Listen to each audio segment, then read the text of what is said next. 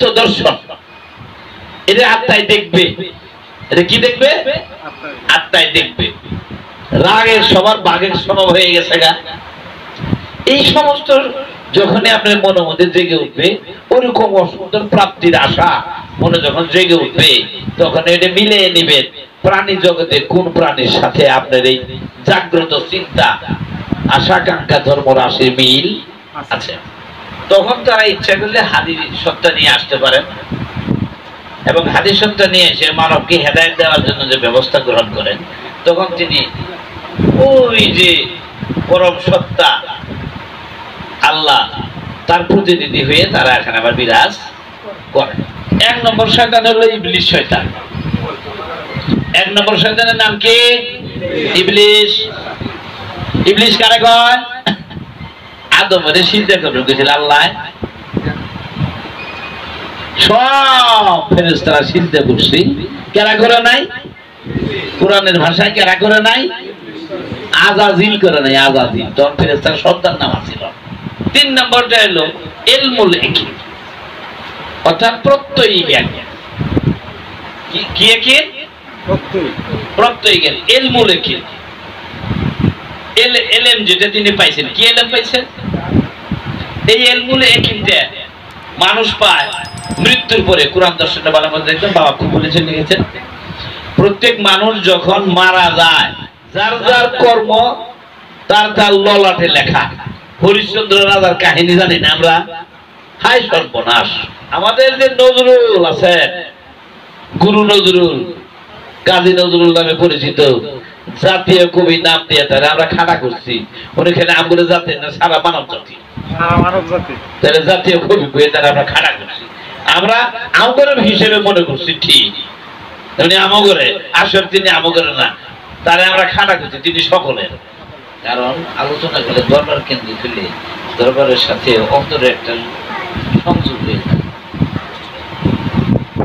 এটাই হওয়া উচিত। আমরা অনেকদিন ধরে, বুঝে 9 মাস কয়েকদিন হলো পরে আমি আসছি আর কি, 9 মাস কয়েকদিন।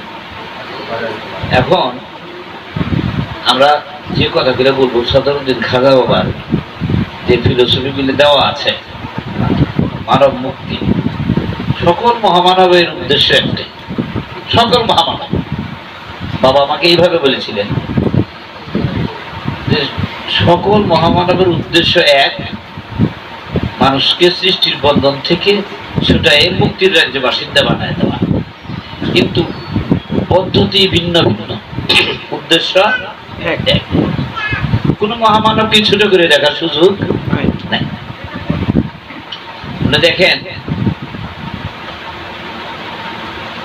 ঈসা বলেন, মুসা বলেন, যিশু বলেন, আমাদের কৃষ্ণ বলেন, মুহাম্মদ সাল্লাল্লাহু আলাইহি ওয়াসাল্লাম বলেন, যত মহামানব, সকলের উদ্দেশ্য কিন্তু এক। আমাদের চরম পরম সৌভাগ্য যে জামানার বর্তমানের যিনি মুজাদ্দেদ, যিনি মানব মুক্তির কোরআন ভিত্তিক এবং সর্বধর্ম স্বীকৃত একটা সুন্দর ব্যবস্থা আমাদেরকে উপহার দিয়েছেন। তিনি আমাদের মাওলা, সকলের আধ্যাত্ম ধারার মাওলা, শাহ সুফি সদরউদ্দিন আহমদ চিশতি আলাইহিস সালাম। এই যে মোস্তফা ভাই, মৌলানা মোস্তফা ভাই, এটা শিখে পাওয়ার মানে আমরা বহু গিয়েছি। এখানে বেশ ছিলেন, আর কয়েকজন আমরা গিয়েছি। এখন আপনাদের তো সত্য কথা বলি, এই এখানে যখন আসি তখন মোস্তফা ভাই আসলে আমার মনের বল বেশি হয়, নিরাপত্তা মনে হয়। কেননা আমার একজন গুরু ভাই এখানে উপস্থিত এবং তিনি গুরুতুল্য আমার এখানে। আমি যখন উপস্থিত থাকবো, আমার একজন গুরু ভাইয়ের এলাকা, তিনি আমার গুরুতুল্য। এটা হলো সিস্টেম। আমরা মুক্তিরাজের বাসিন্দা হতে গেলে আমাদের লায়ের অনুশীলন করতে হবে। ধর্মই হচ্ছে লা, লা মানে কিছু নাই। আমাদের মস্তিষ্কের মধ্যে কোন বিষয়ে বাসনা, আশা, আকাঙ্ক্ষা, কামনা এগুলো যখন আমরা সরিয়ে দিতে পারবো, তখনই আমার ভিতরে আমার যিনি রব আছেন তিনি জেগে উঠবেন। এই পদ্ধতিটার নামই হলো সালাত, এবং এটা সার্বক্ষণিক একটা বিষয়। বিষয়টা কিরকম? আমাদের মস্তিষ্কের মধ্যে যখন কোন বিষয় বাসনা আসবে, আমরা যদি এটাকে অনুভবের মাধ্যমে নিজের মধ্যে জ্ঞাত না করাইতে পারি, ওই বিষয়টা আমার সালাত হবে না। কিরকম? প্রথম দিনই বাবা আমাকে বলেছিলেন এইভাবে যে আমাদের ইন্দ্রিয় আছে 7টা, মানব দেহের সাথে 7টা ইন্দ্রিয় জড়িত। আমি বললাম যে বাবা আমরা তো ইন্দ্রিয় 5টা পড়ছি, চক্ষু, কর্ণ, নাসিকা, ত্বক, জিহ্বা, 7টা দেখবেন। হ্যাঁ, এই 5টা হলো দৃশ্যমান, ভিজিবল, আর কথা এবং মন এই দুটো দেখা যায় না, এটা ইনভিজিবল। কোরআনে 3টা আছে, 5টা আছে, 7টার কথা বহুবার আছে। যেমন সূরা ফাতিহা কি উনি বললেন, সূরা ফাতিহা 7 আয়াত বিশিষ্ট। ওনারা এটাকে সাবা মাসানি বলেছেন। আসলে আরো তো অন্যান্য 7 আয়াত বিশিষ্ট সূরা আছে, তাহলে কি সেগুলি দুর্বল? না, আমাদের বুঝের কারণে। সারাটা কোরআন আমাদের মানব দেহের একটা প্রতিচ্ছবি। মানব দেহে যা আছে কোরআনে তা আছে, সকল ধর্ম পুস্তকে আছে। গীতা, রামায়ণ, মহাভারতের তাই আছে।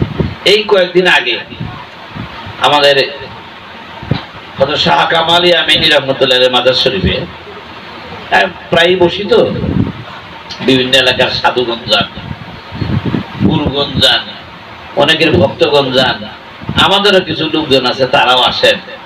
স্যার আজ আসবেন কিনা? বলে হ্যাঁ যান। বোধহয় 25-30 জন হবে। সব বিশ্ববিদ্যালয়ে অনার্স মাস্টার্স কমপ্লিট করা, বেশিরভাগই ইন্ডিয়া থেকে পিএইচডি করে নিয়ে আসছে, এরকম বেশ কিছু পোলাপান। ওরা আমার সরাসরি ছাত্র, অনেকেই সরাসরি ছাত্র। ওরা হঠাৎ করে ওই আলোচনার মধ্যে এসে বসলো। বসার পরে আমি ওদেরকে ধর্ম দর্শন সম্পর্কে কিছু বললাম। ওই কথাটা বলবো, ধর্ম দর্শনটা কেমন, কি জিনিস কেমন। হঠাৎ করে মুক্তিদারদের কথা যখন শুরু হয়েছে, শেষ হয়ে গেল। একজন একটা হিন্দু ছেলে, ও বিশ্ববিদ্যালয়ে পাশ করা, ও বলল স্যার আমি গীতায় নিজে পড়েছি। ভালো ছেলে, আমি গীতায় নিজে পড়েছি স্বর্গবাসী হওয়ার পরে আবার মর্তলোকে আসে সাজা ভোগ করতে হয়। এটা কেমন কথা? কেমন? এটা শতভাগ সত্য কথা। কারণ স্বর্গ তো আমাদের টার্গেট না, জান্নাত আমাদের টার্গেট না। আমাদের টার্গেট হচ্ছে লা মুকাম, নির্বাণ, মুকামে মাহমুদা। কোরআনের ভাষাটা হলো লা মুকাম, মুকামে মাহমুদা। অন্য সকল ভাষায় হলো নির্বাণের স্থান। যে মুক্ত হয়ে গেছে, যে মুক্ত হয়ে গেছে তার তো আর জন্মে আসাটা বাধ্যতামূলক না। তিনি ইচ্ছা করলে আসবেন, হাদি হয়ে। কালকে আবার 2 জন গেছে বাসায়, আমার বলছে স্যার আমি তো যাবো, আমার ছুটি শেষ। ইঞ্জিনিয়ার বললো যে স্যার আপনি কোথায়? আমি যে বাড়িতেই আছি। স্যার একটু সময় দেওয়া যাবে, আসোই। ওরা আমার ছাত্র, সরাসরি ছাত্র মানুষ, ইঞ্জিনিয়ার মানুষ। যে বুঝতে পেরেছি জান্নাত জাহান্নাম এগুলো অতিক্রম করে লামুকামে যেতে হয়, এটা একটু বুঝতে পারছি। কিন্তু লামুকামে যারা যান তাদের আত্মা কোন জায়গায় বিরাজ করে? লামুকামে তো একটা জায়গা থাকার কথা, তাই না?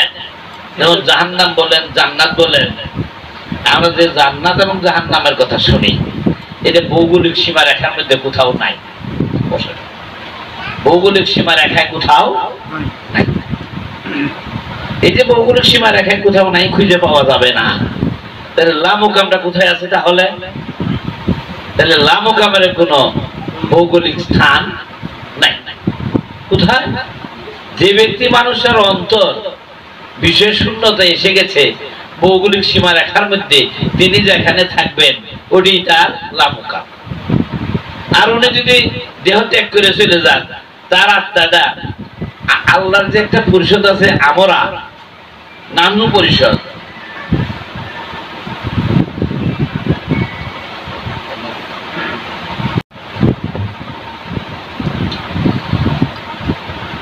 তখন তারা ইচ্ছা করলে হাদিস সত্তা নিয়ে আসতে পারেন এবং হাদিস সত্তা নিয়ে এসে মানবকে হেদায়েত দেওয়ার জন্য যে ব্যবস্থা গ্রহণ করেন, তখন তিনি ওই যে পরম সত্তা আল্লাহ তার প্রতিনিধি হয়ে তারা এখানে আবার বিরাজ করেন।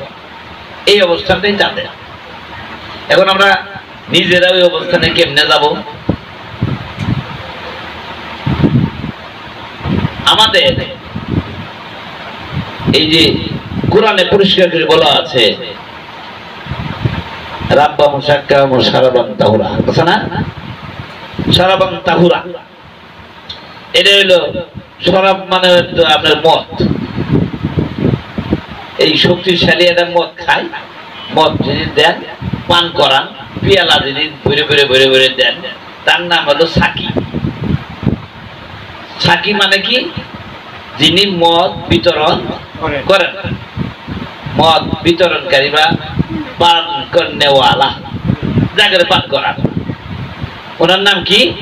সাকি। তাহলে মদ কোনগুলিকে বলে? আমরা ধর্ম কাকে বলি? ধর্ম আমরা কাকে বলি? বিষয়রাশি। যেমন আপনার হিন্দু, মুসলিম, বৌদ্ধ, খ্রিস্টান, জৈন, এগুলো শাস্ত্রিক ধর্ম। এগুলো কি ধর্ম? শাস্ত্রিক ধর্ম। এগুলো আসলে পুস্তকের মধ্যে অনুসরণ করতে করতে আমরা মনে করছি এটাই আমাদের ধর্ম। আমরা মুসলমান একজন মহাপুরুষের কাছে আত্মসমর্পণ করেছি, তার নীতির কাছে। হিন্দু ভদ্রলোক যারা আছেন তারাও তাই করেছেন, বৌদ্ধ যারা তারা তাই করেছেন, খ্রিস্ট ধর্মের যারা তাই করেছেন, জৈন ধর্মের যারা তাই করেছেন। তাহলে এই দৃষ্টিকোণ থেকে দেখা যায় আরবি ভাষায় সবাই মুসলিম, বাংলা ভাষায় সবাই আত্মসমর্পণকারী, ইংরেজি ভাষায় সবাই সারেন্ডার্ড পারসন। তাহলে তো কেউ আমরা ভেদাভেদ নাই। কোন মহামানবের কাছে যারা আত্মসমর্পণ করেছেন বা কোন মহামানবের নীতির কাছে আত্মসমর্পণ করেছেন, কোন একজন তার অনুসারী ব্যক্তির কাছে আত্মসমর্পণ করেছেন, ওই নীতির ধারাবাহিকতায় তারা এই আত্মসমর্পণ করার আরবি শব্দটা হলো আসলেম করা। কি করা? আসলেম করা। আরবি। আমাদের কোরআনটা আরবি ভাষায় আরব দেশে নাযিল হয়েছে। মুহাম্মদ সাল্লাল্লাহু আলাইহি ওয়াসাল্লামের ওই সময়ে আরবের ভাষা কি ছিল? আরবি। আল্লাহ বলেছেন, আমি প্রত্যেক ভাষাভাষী মানুষদেরকে ওদের নিজের ভাষায় হেদায়েত দাতা পাঠাইয়া তাহাদেরকে ওই ভাষা এমন ভাবে দিছে যেন তারা বুঝতে পারে, এমন হাদি পাঠাইছি। তখন আরবের ভাষা ছিল আরবি, তাই মুহাম্মদ সাল্লাল্লাহু আলাইহি ওয়াসাল্লামের ভাষাটা কি? আরবি। ওই আরবি ভাষা আরববাসীদেরকে তিনি বুঝাইয়া দিয়েছেন। যীশু খ্রিস্ট ইংরেজি ভাষায়, এই জন্য বাইবেলটা কি ভাষা দিয়ে লিখছে? ইংরেজি লিখছে। এই যে বিভিন্ন ভাষাভাষী যে মহাপুরুষগণ আসছেন, এখন আমাদের বাংলা ভাষা, তারা আমাদের ওই হেদায়েত দাতা হাদিকারা, এরা তো কেউ হাদি নাই। এর মহা সমস্যা না? দয়াল নবী শেষ নবী, নবীদের সিলমোহর দাতা। তার মানে যত নবী রাসূল মহামানব আসবেন তিনি তাদের কি করবেন? সত্যায়ন করবেন, সিলমোহর করে। কারণ আমাদের বাংলা ভাষা তো দয়াল নবীর মেলা পুরাইছে, বাংলা ভাষার হেদায়েত দাতা কারা হবেন? এই বাংলা ভাষার হেদায়েত দাতা যারা, ওই মহামানবের নীতির সাথে সংযুক্তি রক্ষা করে তাদের অন্তরে ওই মহামানবের বাতি জ্বলে গেছে। ওই চিন্তা চেতনা যারা প্রকাশ করেছেন তারা হলেন বাংলার হাদি। যেমন লালন শাহ বাংলায় গায়ে গেছে। আমাকে সদরুদ্দিন খাজা বাবা বললেন একদিন কুষ্টিয়াতে বসি, লালনের একটা কথাও কোরআনের বাইরে নাই। বাহ, নজরুল তার কবিতার মাধ্যম দিয়ে, গানের মধ্য দিয়ে যে কথাগুলো বলে গেছেন সব কিছুই ওই মহামানবদের কথার সাথে একদম মিল। তিনি বাংলার হাদি। আমাদের সদরুদ্দিন আহমদ চিশতি খাজা বাবা কেবলা যান, উনি একদিন আমাদের বাসায়, স্কুলের যে বাসায় আমি থাকতাম, ওই বাসায় বিকেলে বলছেন, উনি গিয়ে বেশ কয়েকদিন ছিলেন। তো আমি স্কুল ছুটি হওয়ার সাথে সাথে ঘরে ঢুকছি, প্রিমিতেই বাসা। উনি দেখি যে ওই মেঝেতে খালি গায়ে একটু পদচারণ করতেছেন। আমি ঢুকলাম, ঢুকার পরে তিনি আমাকে বললেন, মাস্টার সাহেব। জি বাবা। আমার লেখনীগুলি ইংরেজি ভাষায় লিখলে বিশ্ব তাড়াতাড়ি অ্যাকসেপ্ট করত, গ্রহণ করত, মেনে নিত।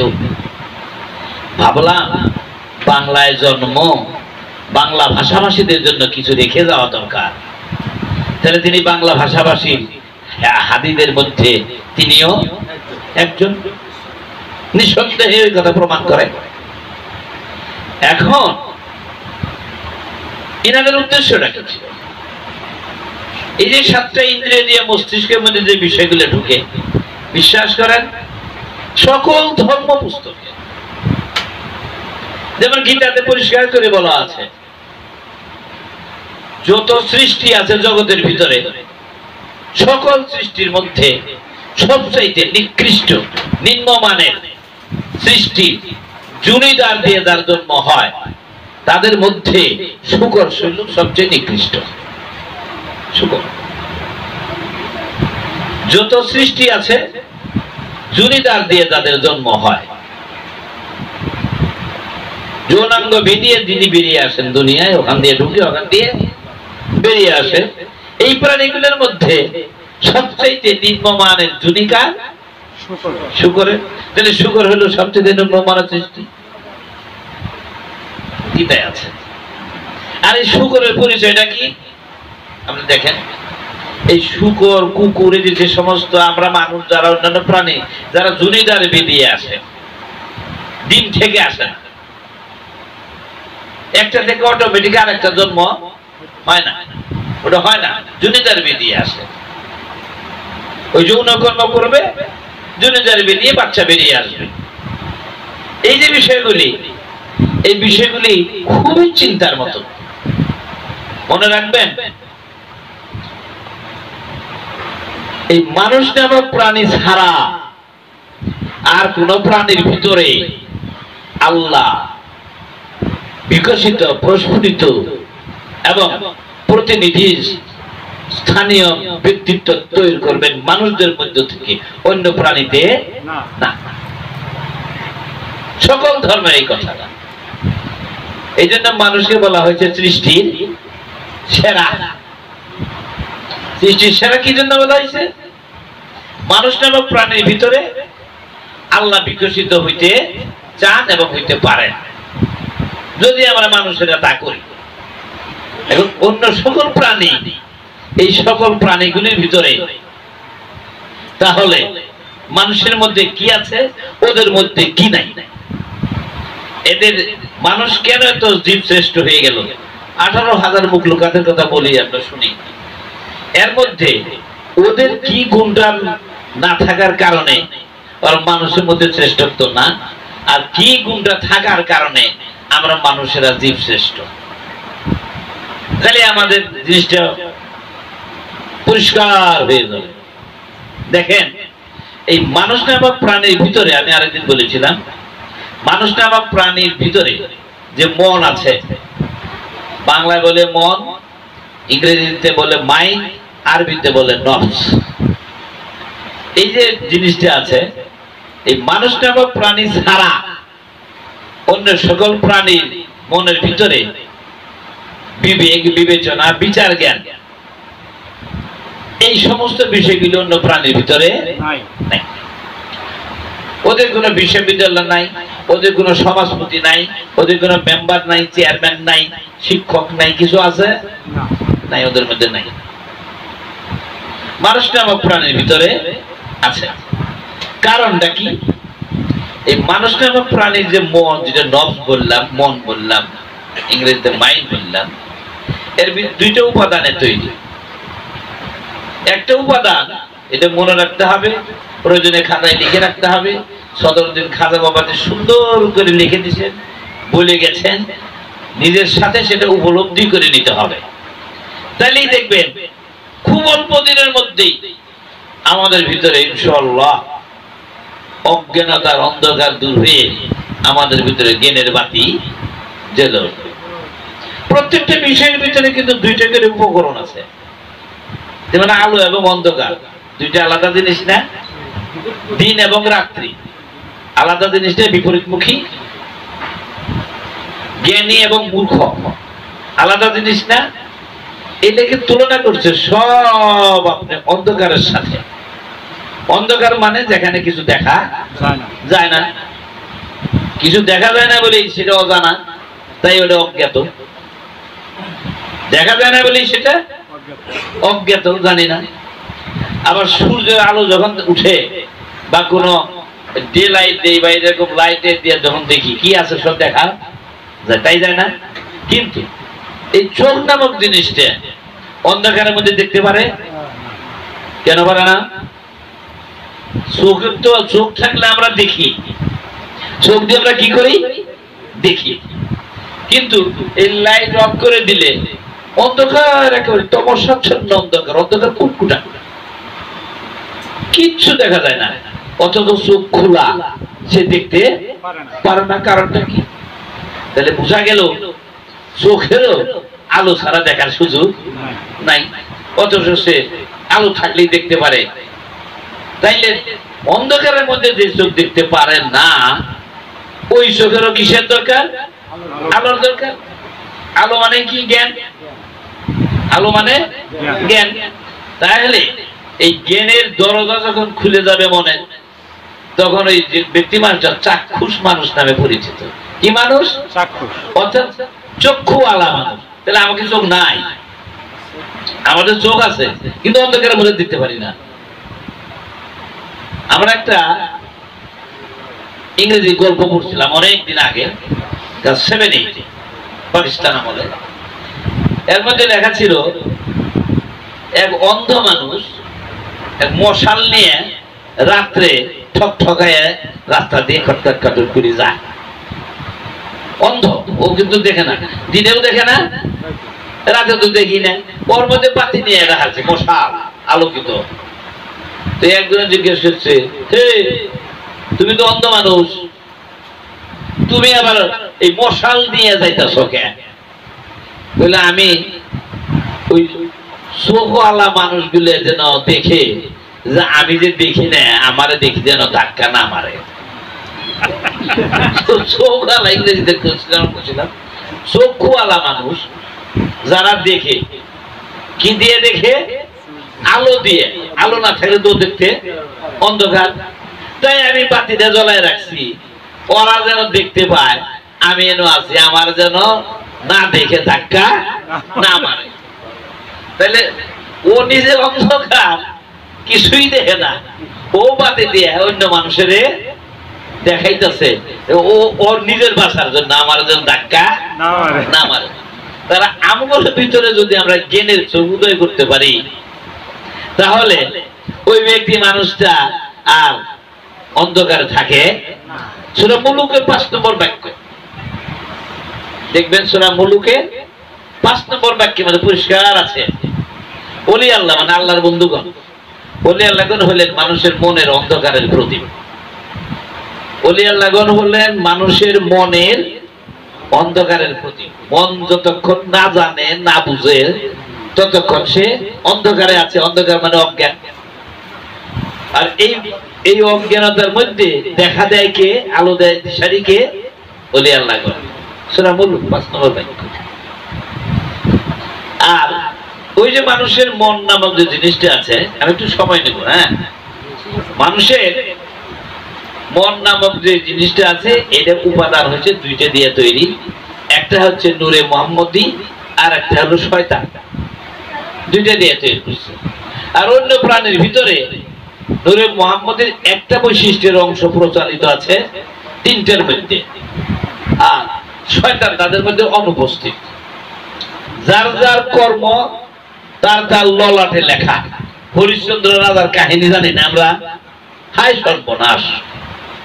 এটা সুন্দর একটা গান বানাইছে আমাদের নজরুল। আমাদের যে নজরুল আছে, গুরু নজরুল, কাজী নজরুল নামে পরিচিত, জাতীয় কবি নাম দিয়ে তারা আমরা খাড়া করছি। ওখানে আমগুলো জাতি না, সারা মানব জাতি, তাহলে জাতীয় কবি বইয়ে তারা আমরা খাড়া করছি।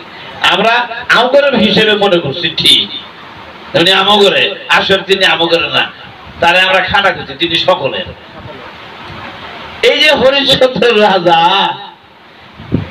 তার কি করলো শেষ পর্যন্ত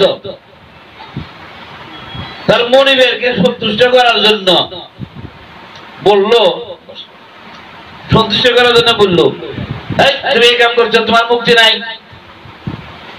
গুরুদেব, আমি আমি মুক্তি চাই, আমার কি করতে হবে তাই করে। দেবের রাজত্ব অর্ধেকটা আমার দিয়ে দাও, দিছে। আবার আরেক ভুল হয়ে গেছে, সামান্য ভুল। তোমার এই সম্পূর্ণ রাজত্ব আমার দিয়ে দাও, তাহলে তুমি এই সাজায় এতবার তোমার জন্ম হবে। তাই দিলাম। এখন আমি কি করবো? তুমি যে অপকর্ম গুলো করেছো, এর সাজা স্বরূপ তুমি এই শুকর চড়াবা এবং শুকরের পায়খানা পরিষ্কার করবে। শুকরেরা পায়খানা করে না? পায়খানা পরিষ্কার করে বেড়াবা।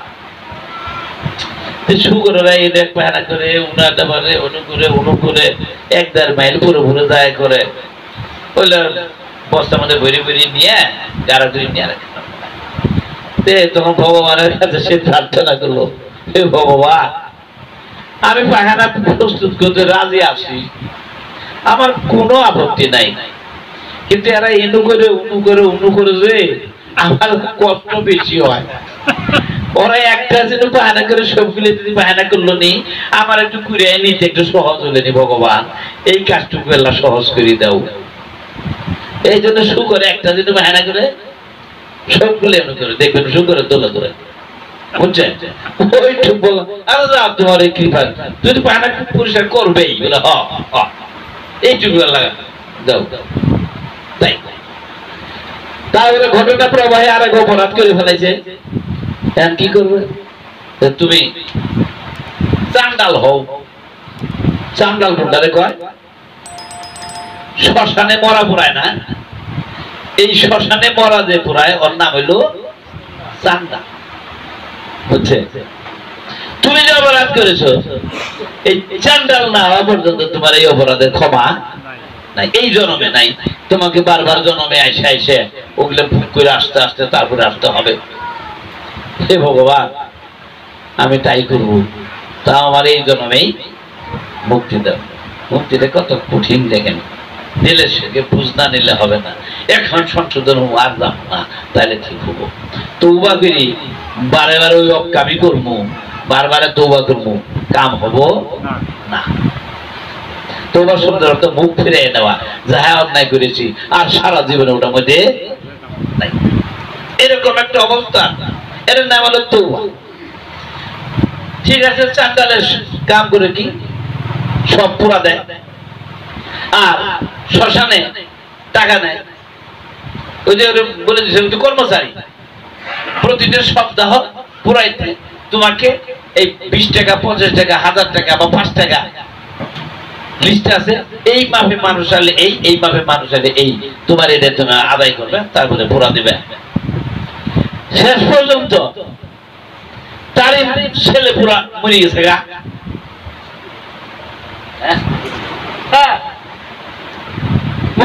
মরে গেছে গা, এর পুরো আবার নিয়ে গেছে। ও যদি জানে যে এটা আমার ছেলে মরে গেছে, টেকাও নাই, পুরা দেয় না, ওই টেকা মেঘে মেঘে এনে দিছে, তারপরে পুরা দিছে। তার সেই রবের হুকুমে একটু কি কোনো পার্সিয়ালিটি করছে? কোনো পার্সিয়ালিটি করছে না? রবের হুকুম যা ছিল তার মনিবের, তার প্রতি পরিপূর্ণভাবে আজ্ঞাবাহী ছিল, তাই ছিল না? ওই তখন তার মুক্তি দিচ্ছে, এইবার তুমি মুক্ত। তুমি নিজের ছেলের বেলাতেও যখন ছাড় দেও নাই, এখন তোমার নিরপেক্ষতা প্রমাণিত। যাও, বহু কাহিনী তো চিন্তা করেছেন জায়গাটা কোন জায়গায়। এই জন্য যার যার কর্ম, তার তার সাজা ওই কর্ম অনুযায়ী তাকেই ভোগ করতে হবে। আর তার জন্য যে পুরস্কার কেউ পায়, ওই পুরস্কার সেই পাবে, কোনো অংশীদার, সাজারও দেবে অংশীদার নাই, পুরস্কারেরও অংশীদার নাই। এই হিসেবে মানুষ নামক প্রাণী তাহার ভিতরে আল্লাহকে জাগরণ ঘটাইয়া তার সমতায় নিয়ে আসে, তাকে লাকুবি আখলাকিল্লাহ, আল্লাহর স্বভাবের সমবান বানায় নিয়ে আসা সহজ না কঠিন? খুব কঠিন। ওই যে শুকর আর কুকুরের, আমি গেছি আমাদের রমজান পার্শ্ব অনুষ্ঠান, তো অনুষ্ঠান অনেক মানুষ, ওই বিভিন্ন জায়গা থেকে অনেক মানুষ আসছে। আমার বললো যে কেউ ভাই বলতে, কেউ স্যার বললো, আপনি আজকে একটা থাকেন আমাদের সাথে, অনেক লোকজন আছে, আপনার সাথে একটু কথা বলবো। আমার ঠিক আছে, থেকেই গেলাম। তখন রাত্রি বাজে বোধ হয় 12:30 একটা। ওই এত রাত্রে যাই, ওই 6 থাকে, ওই চাবি কোন গেল, চাবিটা ফালাই দাও, খুলে আবার যাওয়া না, তার সাথে থেকেই যাই। সকালে আপনারা পৌঁছাই দেয়, মনের নামে ছাড়া নানা করে ডাকে। ও আমার বলে, আমি নানা সকালে আপনার বাইকে যাই দিয়ে। আচ্ছা, সারা রাত করে হাত করলাম, একেবারে খুব বুড়ো হয়ে যাইছে। আইসা চাটা খাইয়া আবার নিয়ে যাইতেছে, যাইতেই কর না না, এই যে গরু জব করছে, মুড়ো মুড়ে ঢাকা গলি, মুড়ো মুড়ে গরু জব করে বেছে, এটি গরু জব করছে, যে কুকুর গুলো যখন বয়ে আছে দেখুন তো, খুঁজেই তো আমরা খেদায় দিল কে রে, কন্ত দেখি করলো নয়। ওই খুব চোখুর বুদ্ধিমান আছে, মাসের ঠেয়া পানি খাওয়ার খুব জ্ঞান আছে, খুব বুদ্ধি। কুকুর নামক প্রাণীর বুদ্ধি কিন্তু কম না।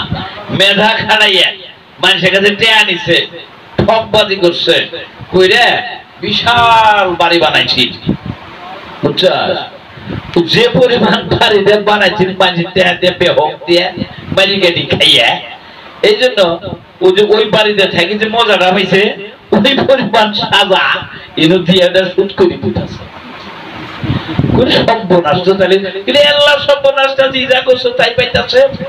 কারণ দুজকের শাস্তি হলো সংশোধনমূলক। দুজকের শাস্তিতে কি কোরআনে আছে, এই শব্দটা ইসলাম।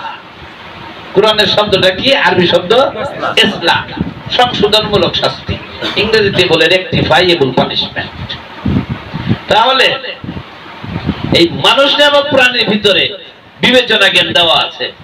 মানুষ ছাড়া all animals are in punishment according to their crime. তাদের যে অপরাধ, এই অপরাধ অনুযায়ী তাকে কি বানায় দিছে? ওই প্রাণী মানে সাজায় দিছে।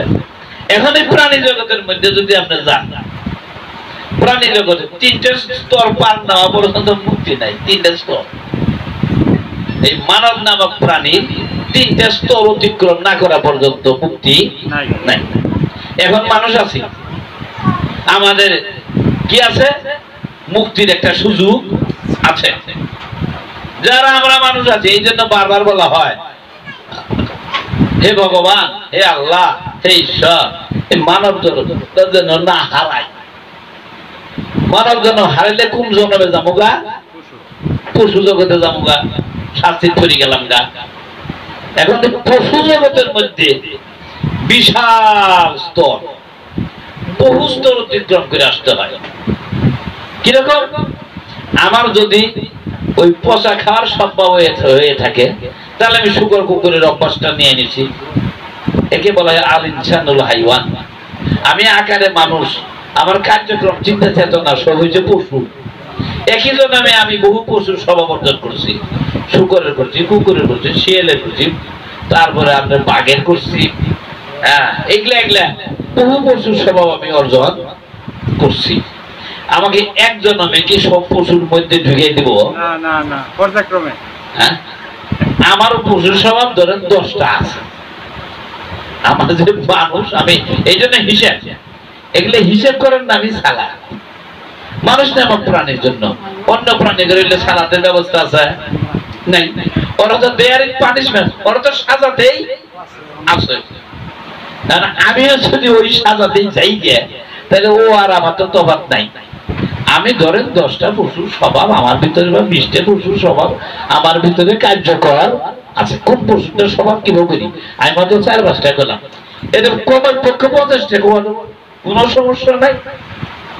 আরো বেশি বাড়াই দেওয়া যাবো।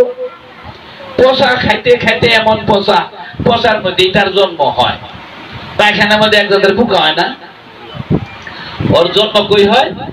ব্যাকটেরিয়া থেকে হয়। পায়খানার মধ্যে ব্যাকটেরিয়া জীবাণু আছে, ওইটা থেকে ওই জন্ম নিয়ে ফেলায় দেয়। তাহলে পচাতেই জন্ম, পচাই খায়, পচাই পাড়াবাড়ি করে ওই পচাই পাস করে দেয়। যেন ব্যাকটেরিয়া যদি না থাকে, ময়লা কিন্তু সরার সুযোগ পায় না। কারণ নড়াচড়া করে পাতলা হয়ে যায় আর ময়লাটা যায় না। জানে কি কামটা দিছে? হরিশ্চন্দ্র যদি ওই কাম করে দিবার ভাই, তাহলে ওর চাইতে অপরাধ করলে ওই ব্যাকটেরিয়া ফট করে ওই পায়খানা সাপ খারাপ নেবে না। চিন্তা করছেন কাহিনীগুলি? তাহলে পশু জন্মের মধ্যে আমার যদি 10টা পশুর স্বভাব আমার ভিতরে থাকে, একজন আমি কি 10 পশু দিয়ে আমাকে সংশোধন করবেন বাবু? পর্যায়ক্রমে 10টা পশুর জুনিতে আমাকে পরিভ্রমণ করাবে।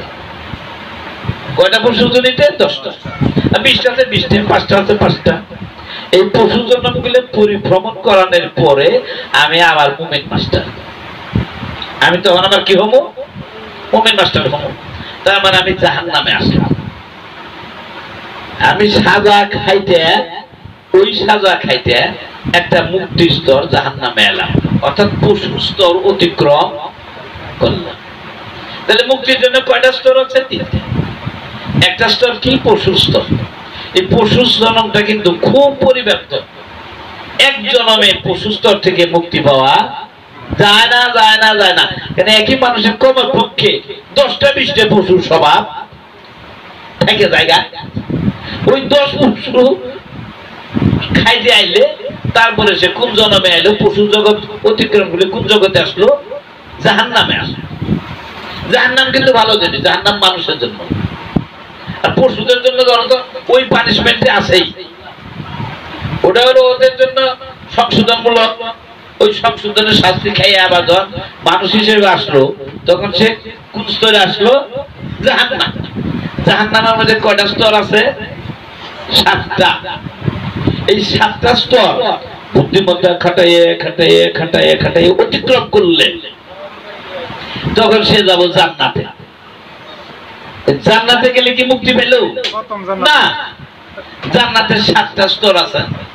স্তর অতিক্রম করলে 8 নম্বর যেটা, ওটা হলো লামুকাম। কোন আর জন্মস্তর নাই। যখন লামুকামে গেছে, তখন তারা জন্মচক্রের মধ্যে তখন সে আর শাস্তির মধ্যে আসবো না।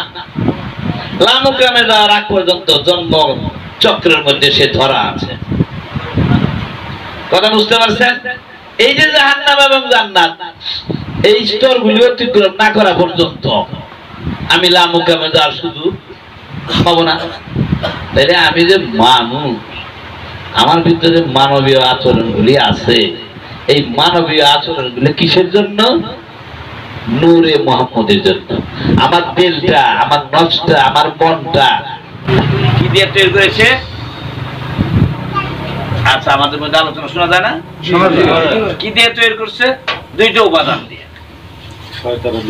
একটা হলো নূরে মুহাম্মদ, আর একটা হলো শয়তান শুধু মানুষ নামক প্রাণী, অন্য কোন প্রাণীর না। কিন্তু কথা বুঝতে পারছেন?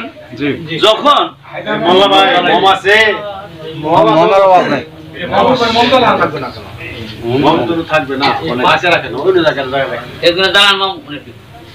এখন এই যে মানুষ নামক প্রাণী যা আছে এদের ভিতরে আত্মারা তৈরি করছে। এই আত্মার দুইটা উপাদানে তৈরি, একটু আগে বললাম না, একটা হলো নূরে মোহাম্মদ আর একটা হলো শয়তান। আল্লাহ কোরআনে কইতাছে ফাইজা কারাতাল কুরআন ফাস্তাইজ বিল্লাহি মিনাশ শাইতানির রাজিম। বাবা যে লেখছেন তাউজ এবং তাসমিয়ার মধ্যেই আছে ফাইজা কারাতাল কুরআন 93 নম্বর সূরা ফাইজা কারাতাল কুরআন ফাস্তাইজ বিল্লাহি মিনাশ শাইতানির রাজিম। তুমি শয়তান থেকে সরে এসে কুরআন পাঠ করো, ইবাদত করো। তো শয়তানের সাথে নিয়ে যে দিলের মধ্যে শয়তানের শয়তানি চিন্তা চেতনা, কর্মকাণ্ড, ঠকবাজি, টাউটি, বাটপারি এগুলো আছে, ওই ব্যক্তি মানুষের তো ইবাদতের যোগ্যতা নাই। সে যদি এই দেখায় শুনিয়ে কোন ইবাদত করেও তাহলে ওটা আল্লাহর দরবারে একেবারে সুনিশ্চিত সেটা গ্রহণযোগ্য নাই। ওই কোরআনের তারই কথা অনুযায়ী, আল্লাহর কথা অনুযায়ী। আমার কথাটা বুঝতে পারছেন? এখন এই শয়তান থেকে কিভাবে মুক্তি দেয়? শয়তান থেকে মুক্তি পাইতে গেলে নূর মুহাম্মদকে আমার ভিতরে জাগাইয়া তুলতে হবে।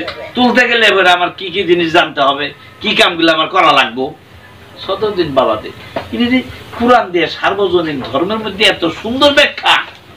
এই কোরআনের উনি একদিন বললেন এবকে কোরআনের না বিচারের কাঠ গড়ায় দাঁড় করায় ঠুইছে। ওই যে কমিউনাল করছে খালি মুসলমানে করে, চিন্তা করেন কোরআন কাগজের জন্য খালি বানাইছে মুসলমান। আর এটা সার্বজনীন ধর্মগ্রন্থ, সকল মহামানবের ধর্মগ্রন্থ, সকলের জন্য।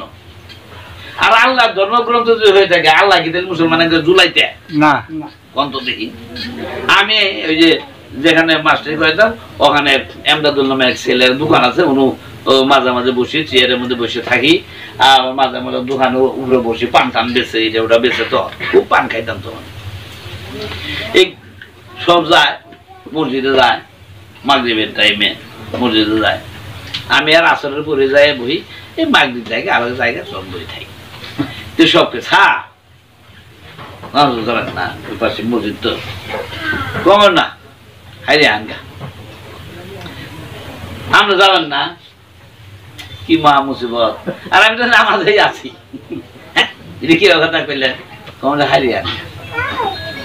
আর ছাত্র মাত্র হুজুর হয়েছে কুতুবিল্লাহ কমন তারা সারি আগে ফট করে এক হুজুর ইমামতি করে কারিয়ানা, ভালো ভালো কারিয়ানায় খুব ভালো, টাকা থেকেও বেশ মেডেল টেডেল পাইছে। ওই আয় আমার স্যার জানি আপনি ভালো, কিন্তু আপনি তো স্যার এই ইংরেজিতে পড়ান, ইংরেজি খুব ভালো পড়ান, কয় আমরাও শুনি খুব ভালো পড়ান, কিন্তু আল্লাহর ভাষা তো আরবি। আল্লাহর ভাষা হইলো আরবি, আরবি কবরের ভাষা হইলো আরবি। আপনি যে আরবি জানেন না? আমি বললো শিখে মিখে কটা শিখছিলাম, আমি পুরা দিয়ে হয়তো খাটবো না, ফালা ফাল্লা ফালতু, তাই না? 12টা 14টা বললো হয়তো অতটা খাটবো না জানি, তাহলে আমরা কি শিখেন না? ইল্লা তুমি আল্লাহ খালি আরবি ভাষার পন্ডিত, তাই না? আর আমার আল্লাহ আরবি জানে, উর্দু জানে, ফার্সি জানে, বাংলা জানে, ইংরেজি জানে, পালি জানে, যে বুবা কোন ভাষাই জানে না ওর ভাষাও জানে। এই আল্লাহ জ্ঞানী কোনটা রে? আমরাটাই জ্ঞানী।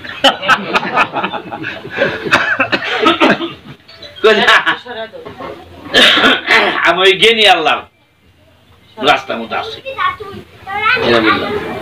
বলার পরে এই এলো কাহিনী।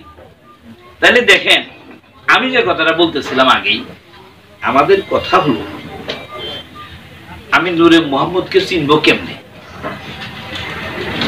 মুহাম্মদী শেকেলে মানব দেহটা তৈরি, মুহাম্মদী শেকেলে আদলে, মানে ও তার অনুমানে ওই মতো করে তৈরি করা।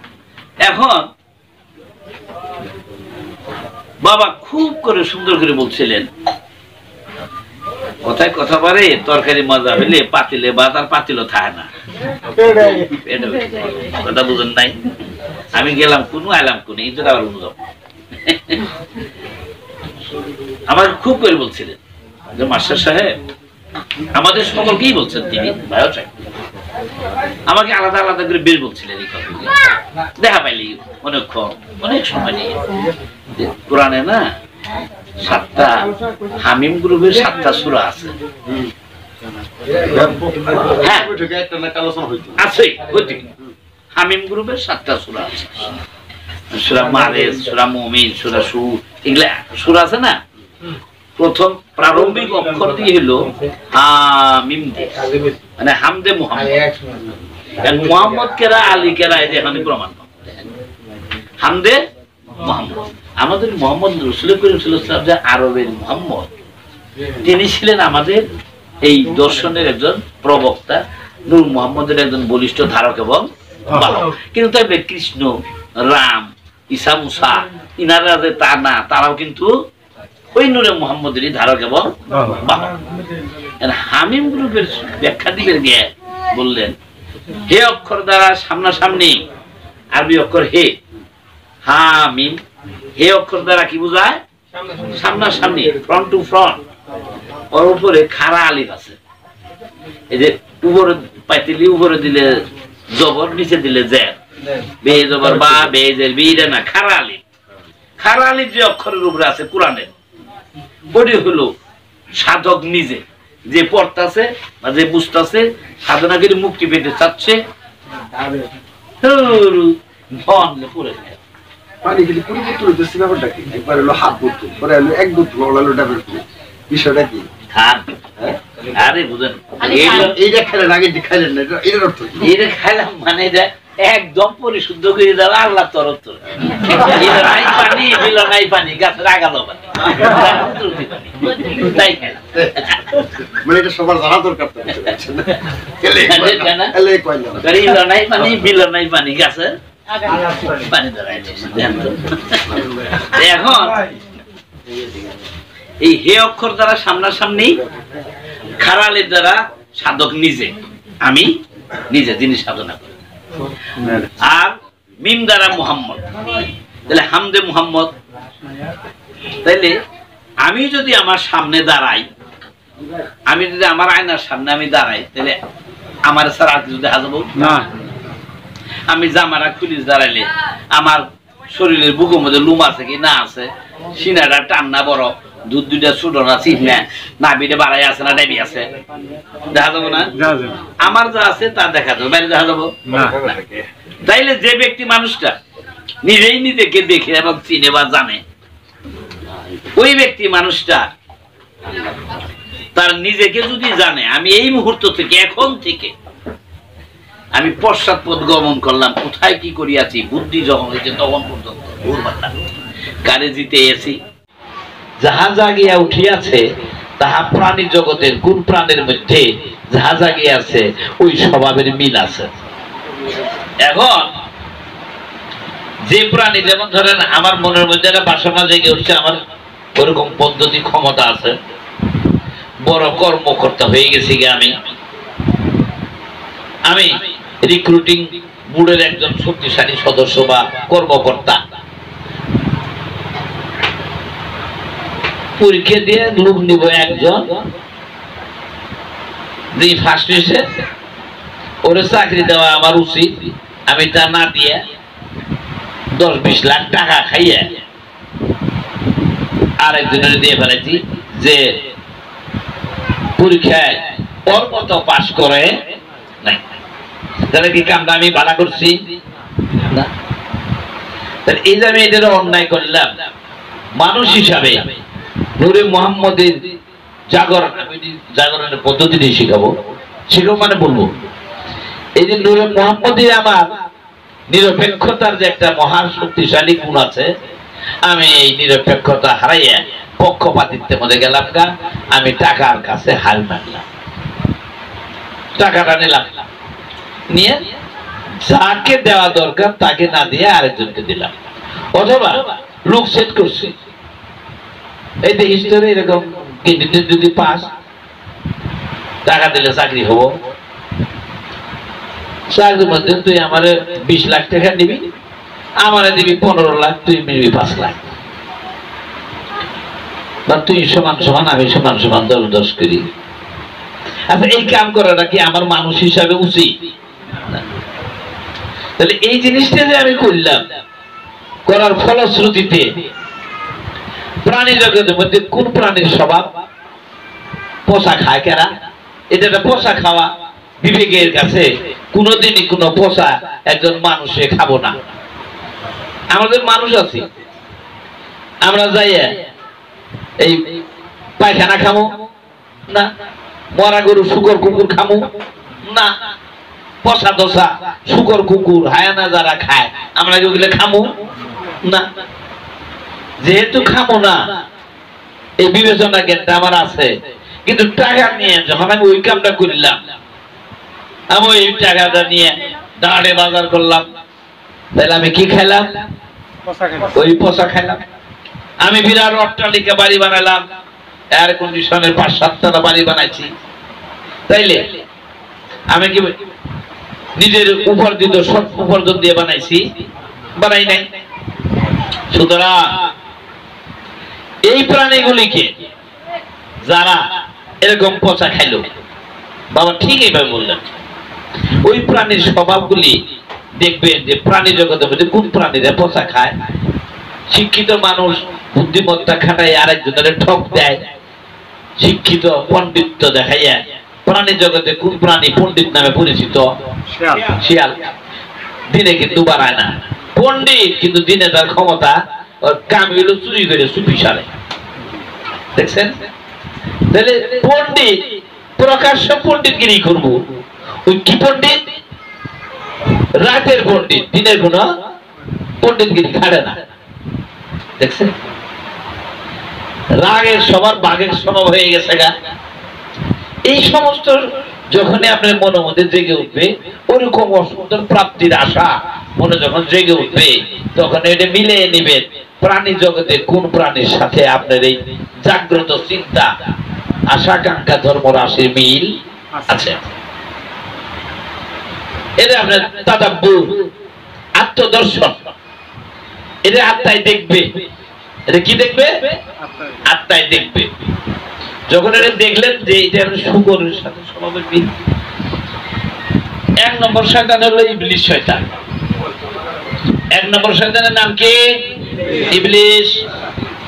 ইবলিস কারে কয়? আদমের সিজদা করতে গেছিল আল্লাহ,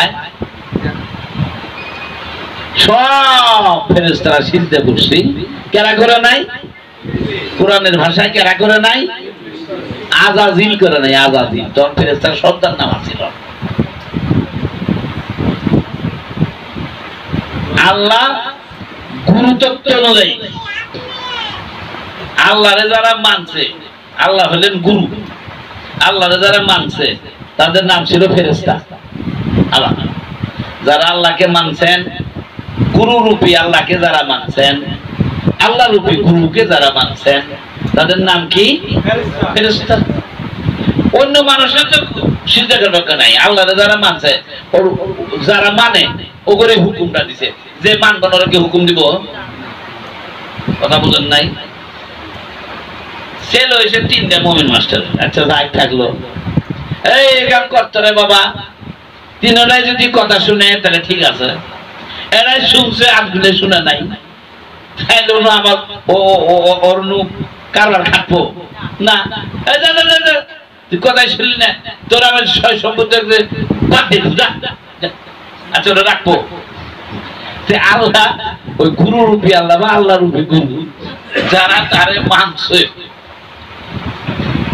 তারা হইলো ফেরেশতা। আল্লাহকে যারা মানছে তারা কি? ফেরেশতা।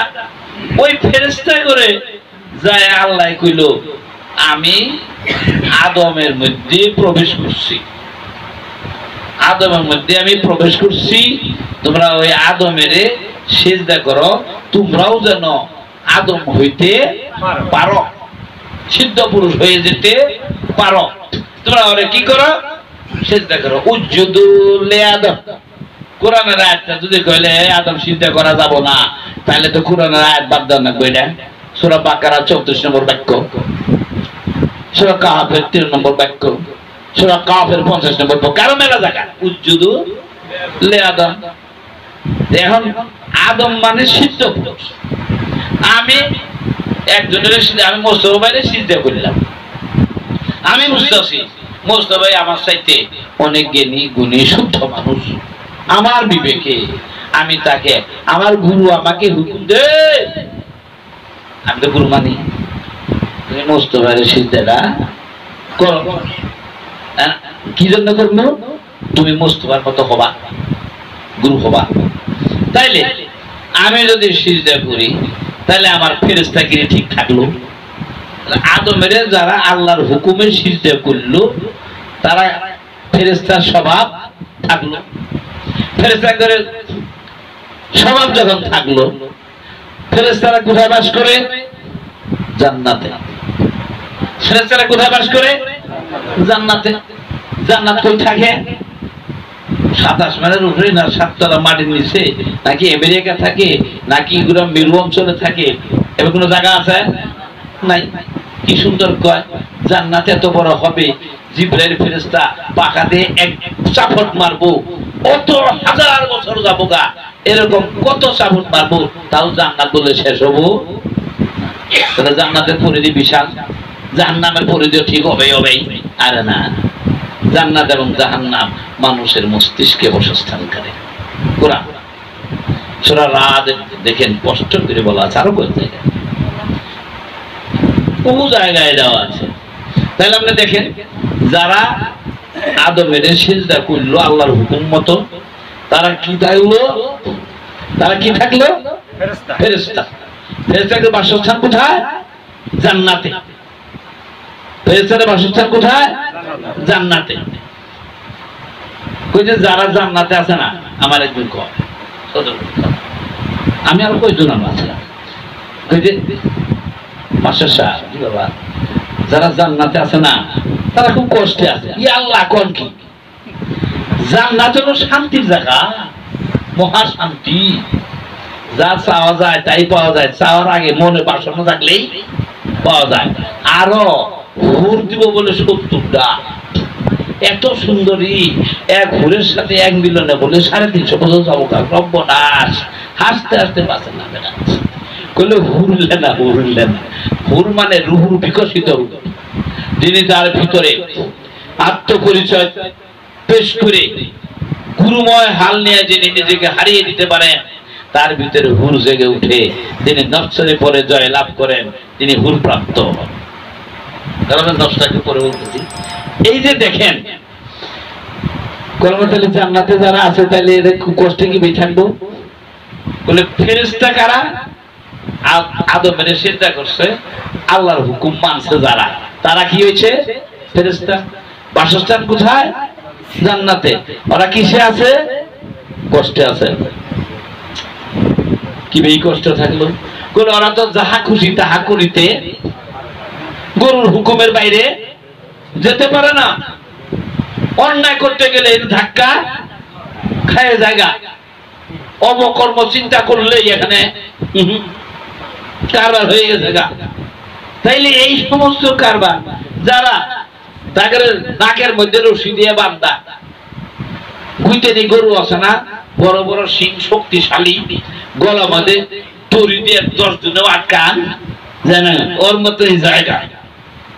কিন্তু নাকের মধ্যে এটা শুকলে ঢুকে ফুরিয়ে দিলে, এটা ছোট ছেঁড়া যদি টান মারে মিয়া যাবার পায় না। ওই জান্নাতে যারা আছে, ফেরেশতার স্বভাব যাদের হয়ে গেছে, তাদের নাকের মধ্যে গুরুর আদর্শের বলয়ে দড়ি লাগায় দেওয়া, তারা যাহা খুশি তাহা করিতে পারে না।